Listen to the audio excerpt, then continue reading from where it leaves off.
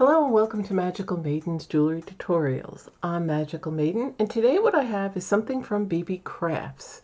Now, if you haven't seen my unboxing and review of a few items from BB Crafts that I did a week ago, go check out my review playlist, but I'll also link it in the end screen as well as below in the description box. I'll add the link for this item that I'm going to do a jewelry tutorial on below as well in the description box, along with my 10% off discount code. Of your entire order, you can take 10% off, and that'll also be below in the description box. So you really want to make sure that you look below there after you're done watching this video, as well as my last tutorial using another one of those items that were in my unboxing and review. That'll also be below, but you can find it all in my review and jewelry tutorial playlist, where you'll find this video on my jewelry tutorial playlist. Okay, so with that said, let's begin. Okay, so what I'm going to do is I went into review with this, so I'm not going to get into it with you about everything about this. If you want to see that, again, watch my unboxing and review video. What I'm going to do today is do a craft using these beautiful glass cabochons. So this will be the pendant tray. It's very pretty. It's like a Victorian type. And this is, this is the kit. It comes in a nice plastic container with matching glass cabochons. Well, as most of you know, if you've seen my jewelry tutorials, when I do a lot of different things with glass cabochons. Use a little rubbing alcohol with a Q-tip to clean it. So you're going to flip it over to the flat part of it, which would be the part you're going to paint or add things to. And make sure your fingerprints are off. You don't have to do the front till later because you're still going to handle it. So when it's all done and it's dry and it's put into the pendant tray, then you could do this again. So now let it air dry. It's rubbing alcohol, so it dries pretty fast. And the reason why I do that is to take any smudging, fingerprints, dust, anything that you might get on there. Okay, so I'm going to put this aside. And now what I'm going to do is I'm going to bring this over here, put this over there so that you can see what I'm doing. I need some clear nail polish. Now you could also use some glitter nail polish if you want, or just glitter, because I'm going to make a faux opal. So I have this cello glitter. It's the white cello glitter. You could also use nail art. You should be able to get this at any craft store, but I haven't been able to find it. So what you're going to want to do is take a little bit of it out. Just put a few flakes. You might have to cut them with the scissor, okay? And then just put the container there. So before you start putting any nail polish, clear nail polish on it, you could also use Mod Podge, but the reason why I use clear nail polish is so that I can see where I'm placing it. So what you might want to do is just take a scissor of any size. It'll hop, so just do it in the contained area. So now what you're going to do is you're going to take some clear nail polish and you're going to add it all over to the back. So I'm just going to pour just a little, and if that goes faster for you, and spread it. And again, you can use that nice Mod Podge that dries nice and clear, but you won't be able to see where you're placing your cello glitter. Okay.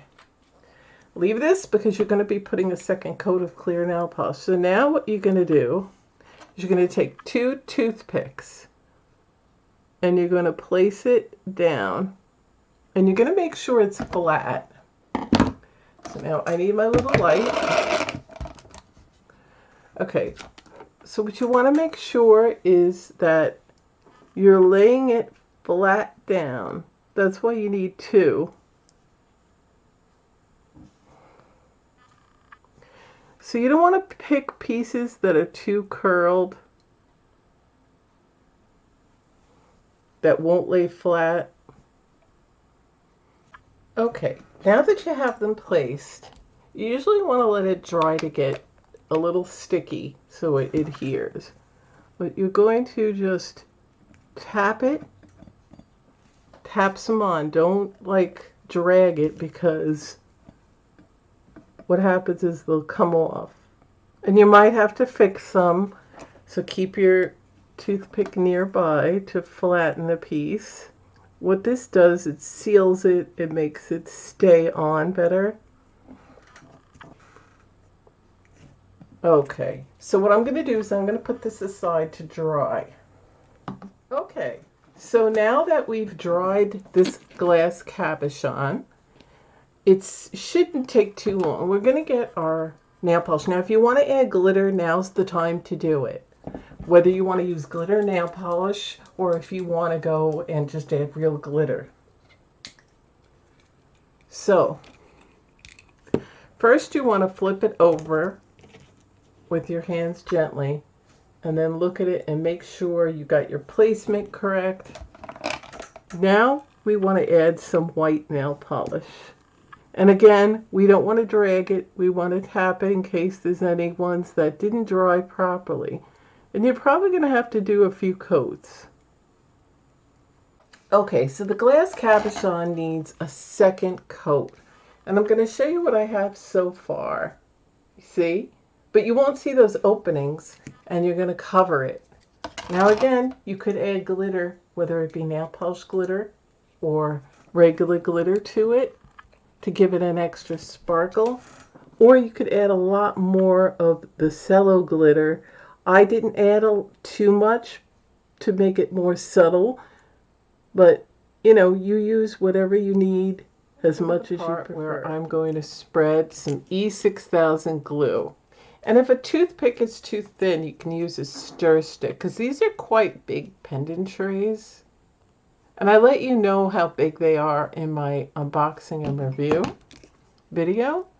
So I'm just going to put some glue, get a good amount, but not too much, because when you press down the pendant, you don't really want the glass cabochon to get all full of glue. It'll ooze out underneath it. But you do want to put enough. All right, so I'm just going to put just a little more. And there you go.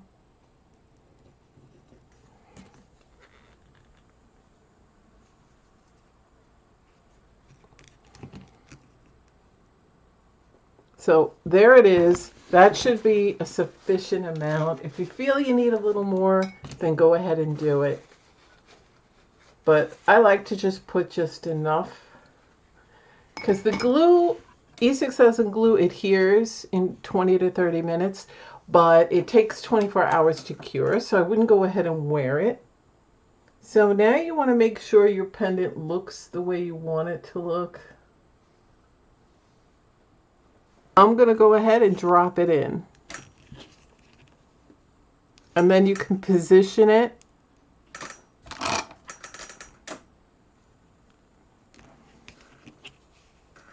And then give it a nice push. See it through the magnifying. So what I'm going to do is I'm going to take this off, and you can see better. See how that will glitter and shimmer and look like an opal. So here it is. Look at the different colors. I love the way it looks. It really does look like an opal. And again, you can use the clear cello glitter or the other kind. I mean, isn't that nice? So I'm just going to kind of hold it up because the glue hasn't dried all the way. And this will look great on a choker or a chain, or any way you want to fix it up. Look at that. You could even use a light pink nail polish, and you could add tons more of the cello glitter. So look how nice that's going to really sparkle in the daylight when the sun hits it, and all kinds of light. So that's my faux opal. Or you could add a necklace with beads and a chain and some filigree. It's no end to what you could create with this beautiful pendant glass cabochon. And now you know how to make it. Don't forget to look below for all the links and the link to these beautiful cabochon pendants. So thanks for watching, and I'll see you in my videos. Bye.